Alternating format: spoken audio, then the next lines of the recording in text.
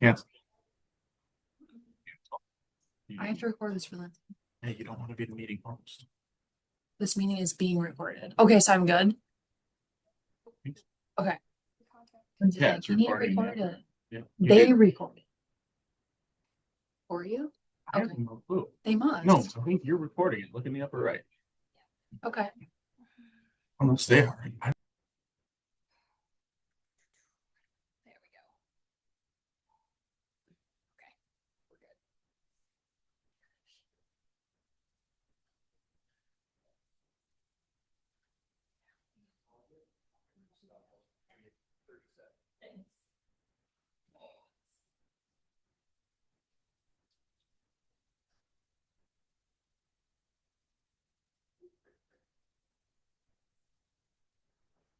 All rise. The Minnesota Workers' Compensation Court of Appeals is now in session. The Honorable Deborah K. Sundquist presiding. Good morning. You may be seated. Today is June 30th, 2025. This matter is being live streamed. Oral argument is recorded, and the link is on the Workers' Compensation Court of Appeals website.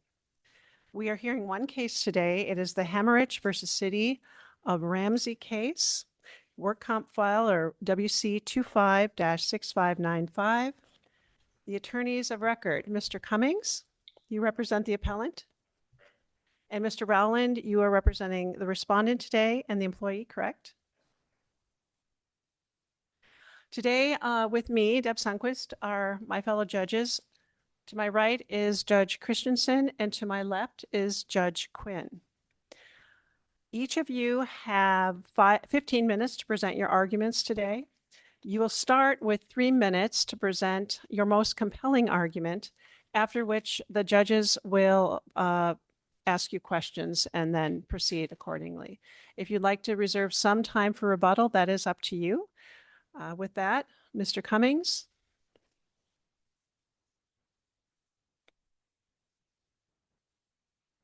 I would like to reserve 5 minutes for rebuttal, please.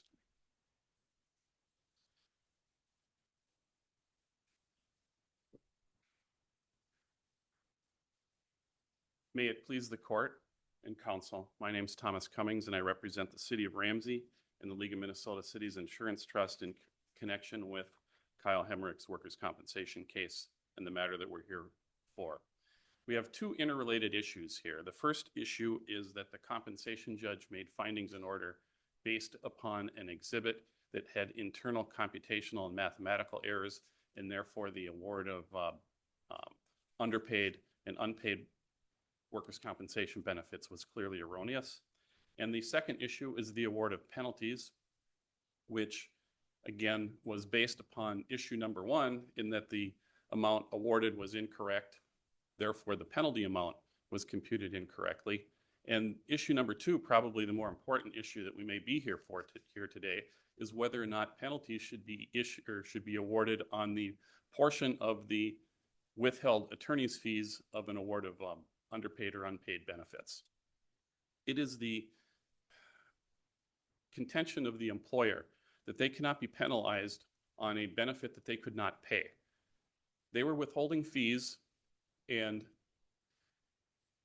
therefore could not have even paid the withheld portion of attorney's fees until there was some time down the road an order releasing those fees. The judge awarded penalties based upon the gross amount that he found payable that included the withheld fees. His order even included the comment that it should be less the withheld fee portion.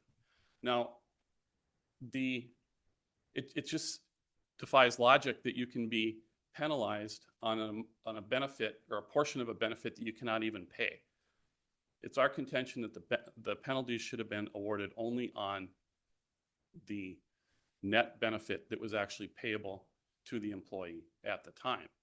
It's similar to interest. You can't be charged interest for a portion of a benefit that you cannot even pay. So it would be our contention that the compensation judge's award of penalties based on the gross amount of benefits was clearly erroneous and should have been reduced to the amount of net benefits payable. It was also clearly erroneous because it was based on the improper computation of the benefits payable that were based on an exhibit submitted by the employee that had internal computational, mathematical, and other errors that we have pointed out in our primary brief in quite some detail. I could go into those more if you want and explain them, or if you have questions, let me know. Well, we're just about 3 minutes into your argument, so we can ask you some questions right now. Sure. All right. Is there a dispute, Mr. Cummings, that the fees were or were not withheld? Do the parties agree that the fees were actually withheld? Well, it's our contention that fees were withheld before the hearing, after the hearing on the benefits paid, and even if you look at Exhibit U, which was the exhibit submitted by the employee that was the employee's itemization of the underpayment, you will see a column there for withheld attorney's fees. So it is the position of the employer and insurer that no, there was no dispute as to whether or not attorney's fees were being withheld from ongoing benefits and benefits awarded at the time of the hearing. All right. I'm just going to follow up on that question as well. When it comes to fees, you representing the employer and insurer, you know how this works. And this didn't come out in the hearing, but I just want to get a general background as to how it works from the insurance company's point of view.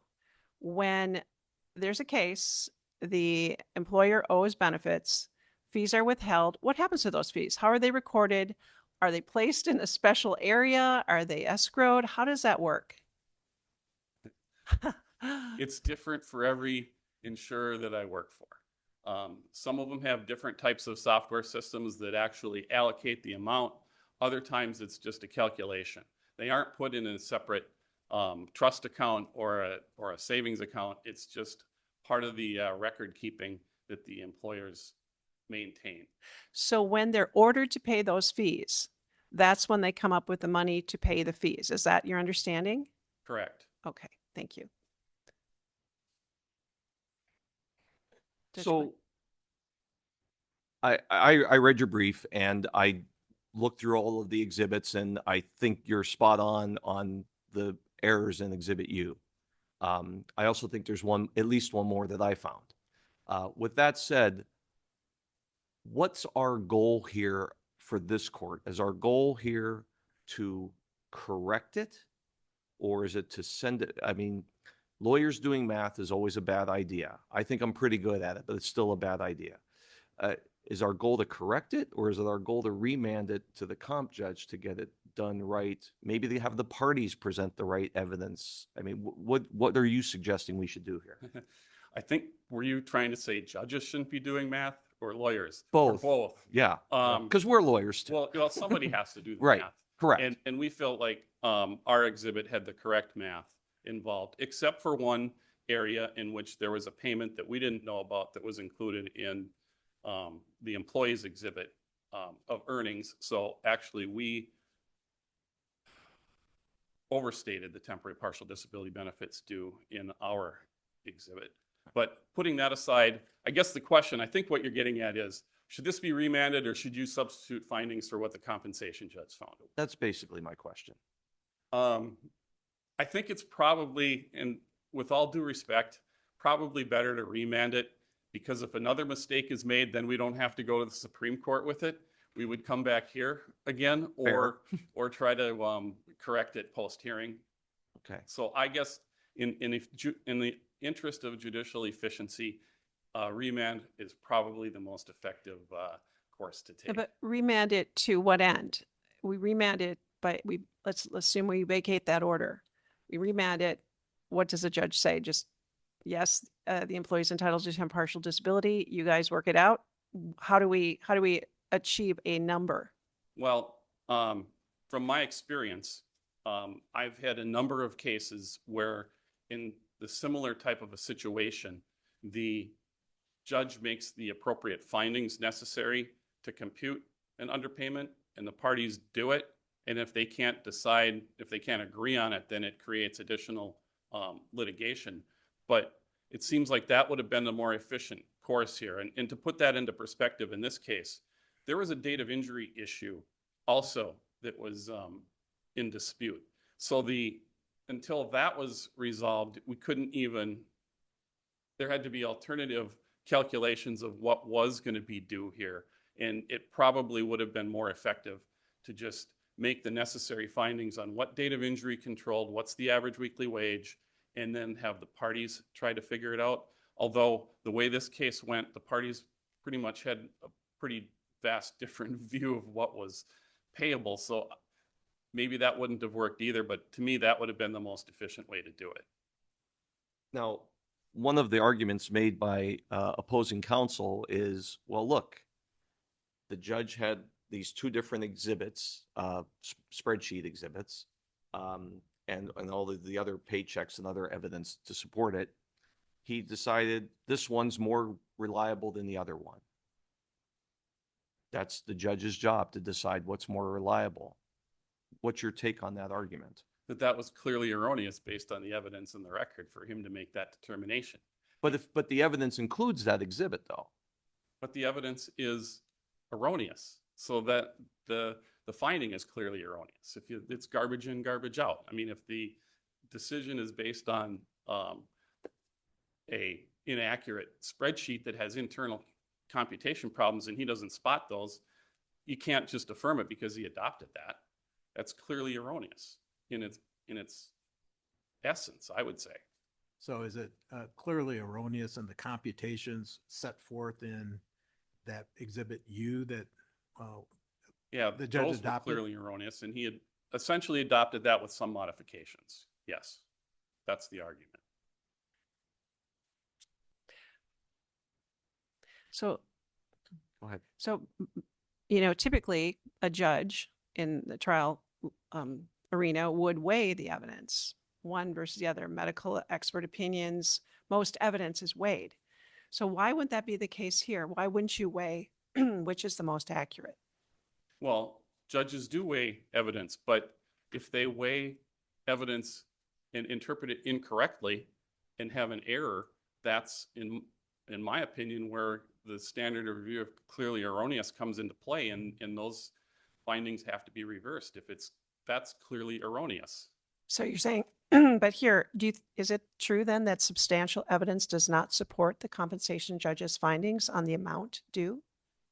Is that what you're arguing? Yes, I would say that the Exhibit U is not substantial evidence because it's inaccurate. It's not what it's purported to be because it has the internal mathematical, computational, and time period issues contained in it.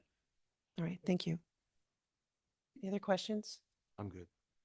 Mr. Cummings, you have about 4 minutes and 30 seconds remaining. Would you like to reserve that for rebuttal? Yes, sure. Yes, All right. please. Thank you. Mr. Rowland, when you're ready.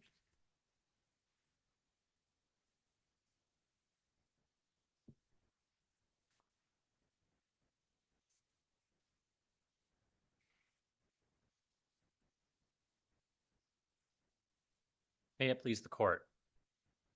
First, Your Honors, I'd like to clarify a couple things that were discussed on the record just previously. First of all, there was a question over whether the employer insurer was withholding attorney's fees from payments. So they were withholding attorney's fees from the payments they were actually making, but that's not what is at issue today. What's at issue is the $17,000+ of underpaid and unpaid benefits that were awarded at hearing that was the basis for the penalties and that was awarded at the hearing in October. They were not withholding fees from that $17,000 because they didn't make those payments. It'd be impossible to withhold fees when the payment is zero. So I just wanted to clarify that for the record, that we're not asking about the portion that was paid. It's the portion that was unpaid, and that is the only portion that triggered the penalties, where there were no withheld fees from the portion that was not paid. Next, as far as the remedy, before I get into things, I just wanted to clarify my position to the degree the court believes that there is sufficient evidence to make any adjustments to the underlying order. Substituted findings would be the appropriate remedy, not a remand. And the reason there is that the record is fully in, all the exhibits are in, all the wage records are in, and this court would have the ability to calculate any adjustments and calculations just as the workers' compensation judge could do. That being said, I'll go into my arguments. So take a step back. Mr. Hemmerich is a former police officer who suffered a career-ending shoulder injury. And ever since that injury, the employer and insurer have underpaid wage loss benefits and at times completely failed to pay certain periods of wage loss benefits. We ask this court to affirm the compensation judge's order that awarded under and unpaid TPD as well as the corresponding penalties. There's 3 issues for this court to review today. First is whether the employer insurer who undisputably committed unreasonable and inexcusable delay in making payments should get a 20% discount on the penalties ordered. Second, and this is only applicable if the court deems the substituted findings are the appropriate remedy. If that's the case, then the judges would need to re-review the correct penalty percentage in findings 49A and 51 that were appealed by the employer insurer. And then third is a hang-a-mule analysis involving the selection of competing evidence and ultimately calculations of the wage loss benefits. So the first issue today I'll address is the court should reject the employer insurer's request for a 20% discount on penalties ordered for its unreasonable and inexcusable delay in paying wage loss benefits. Now, to take a step back, and I'll try not to be redundant with what we've already talked about, but prior to the hearing, the employer insurer was withholding 20% contingent fees on payments it was actually making. Now, it was determined. Mr. Allen, I'm going to interrupt you. Your 3 minutes are up. Judges, do you have any questions? Yeah, I want to follow up on that very line of discussion. All right, so I'm trying to formulate the way I want to ask this, but they're making payments, they're withholding 20%, your client's getting 80%. Then there are other areas where they didn't make any payments at all. And you were saying it's that area where it doesn't matter whether there was would or wouldn't have been withheld fees. If they didn't make payments, they didn't make payments. They owe penalties on that full gross amount, not just the amount that would have been payable to your client. Correct, Your Honor. Yeah, the compensation judge did not award penalties on the benefits that were actually paid. It was only on the unpaid and underpaid amounts that were awarded at hearing. That's correct. So then let's follow up with that on what Mr. Cummings' argument is, which is there still was never an order to pay fees. And so I'll just make up a number that's easy. $15,000 is owed to your client. And, 20% of that would have been $3,000. They would have withheld that. They didn't pay it at all, but they would have withheld that. They would have paid your client $12,000, but they could never have paid, they should have paid the 12. They could never have paid the 3 without a court order. Why should there be penalties on that 3? There's 2 reasons. So one is just a statutory plain language review of the statute. So under a plain reading of 176.225 subdivision 1, the compensation judge shall award compensation up to 30% of that total amount where the employer insurer has and then met any of the 6 subparts. Notably, the plain language says total amount. It doesn't say the net proceeds to the employee. It doesn't say after attorney's fees have been paid or withheld. It says the total amount. And that type of language is echoed throughout the penalty statutes consistently, and there's no indication anywhere that it should be some net amount and there should be a weighing of gross versus net. There's nothing in the statute that would indicate that. Now, as far as the other part of your question about how could they have paid attorney's fees if no statement of attorney's fees was filed, so in their hypothetical scenario, for my easy math, I'll just assume the underpayment's $10,000 for easy math. So $2,000 should have been withheld. So in this scenario, the $10,000 was never paid. So in that hypothetical scenario, they're requesting the petitioner's attorney to file a statement of attorney's fees to release the $2,000 in fees that are not withheld. So in any case where there's a claim for underpayment and corresponding penalties, if this would be adopted, that would mean that petitioner's attorneys would have to file a statement of attorney's fees to release fees they know don't exist. Both sides know they don't exist because there's a dispute over that underpayment, because if there wasn't a dispute, they would have paid it. So the crux of it is it creates an absurd result of what would have to happen in practice. There'd be filing of statements of attorney's fees to release fees that do not exist.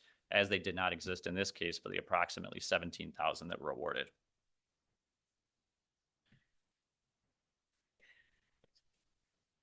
Mr. Allen, one of the first mentions you made of the exhibits here, you indicated that all of the evidence is in order to make a determination to exactly what is due and owing in temp partial.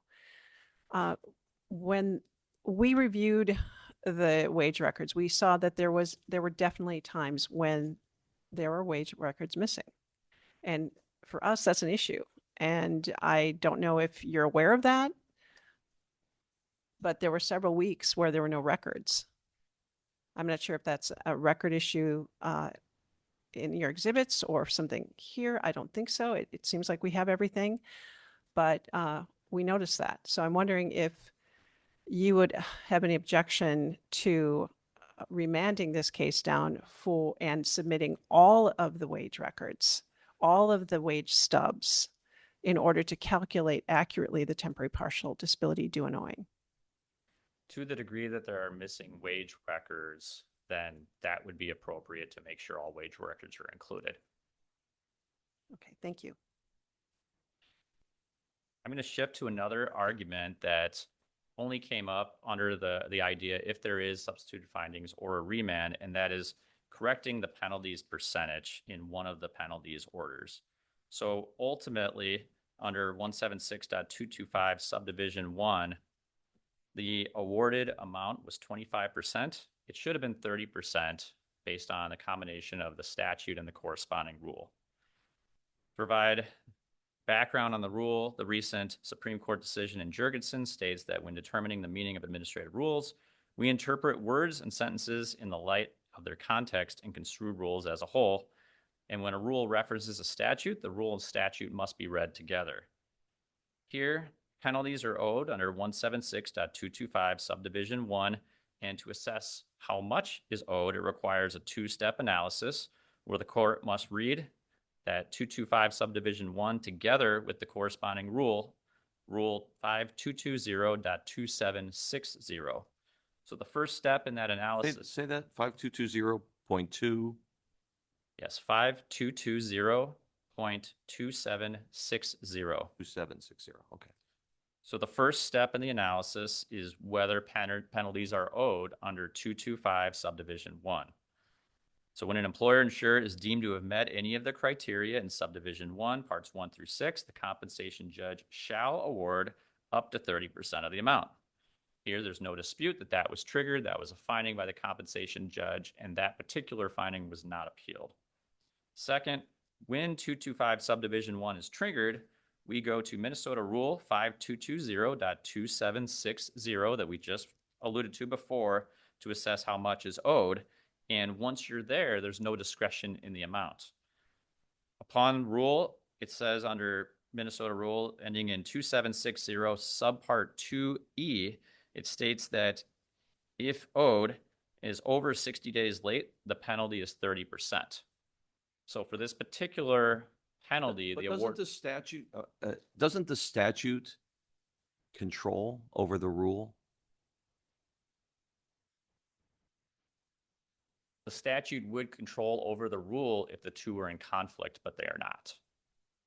Well, you're saying they are in conflict. The statute says up to 30%, and the rule says must be 30%. That seems to be a conflict to me. Maybe I'm misunderstanding your argument. The statute says up to 30%, where it doesn't give any instruction on how much from 1 to 30%. Right. The Minnesota rule I cited particularly references 176.225 subdivision 1 and outlines the exact percentage to be awarded, and it's a sliding scale depending on how late the underpaid or unpaid wage loss benefits were. And the highest amount there is the 30% for the longest period of time that's late. Mr. Because of Allen, the 60 days. I'm a little confused here. It's my understanding that the compensation judge awarded penalties of 25%, correct? He awarded 25% penalties under two separate subdivisions. So a total of 50% penalties, 25 plus 25, correct? All right. And so now you're arguing that there should be an additional, well, up to 30% under one of those penalty provisions, correct? Correct. One of the 25s should instead be a 30. The Okay. other one is already correct at 25. Did you appeal that issue? We did not appeal that issue. The employer insurer appealed those findings. All right, thank you.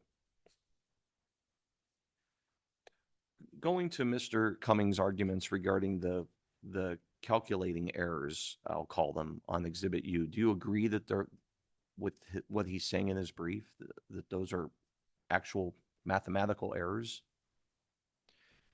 Ultimately, what I would agree with in this particular case, the TPD analysis is complex. Ultimately, we stipulated to the AWW, so that part we can put aside. As far as the TPD wages, there were two different jobs with variable timeframes, variable amounts, and that ultimately didn't align with the cadence that the date of injury employer was paying the employee. So it led to judgment determinations of how to place those TPD wages from two separate employers against the AWW to calculate TPD benefits. Well, but like one of your, I'll just use one of the examples from Mr. Cummings' brief. One of your, you combined some weeks, or they're all 2-week timeframes, but you combined some of them, and one of them there's 3 different timeframes, so 6 weeks total. But you multiplied by 8, so as if it was 8 weeks. That just seems wrong. I mean, is that wrong? Or should we just say, well, the compensation judge had discretion to select Exhibit U? So the compensation judge did have discretion, but I'm certainly not advocating for incorrect math. To the Okay. degree this court finds that in review of the entire record and not review of just 1 or 2 or 3 week timeframes, it would have to be a complete review of the entire record. And with the amount of wage records and the complexity of it, I suspect that if you had a judge review it 5 different times, you'd get 5 slightly different outcomes with these particular wage records. Possibly, although it seems to me math is math. But, and then I have another question from Exhibit U, and it may or may not be relevant at the moment, but it might be relevant if there's a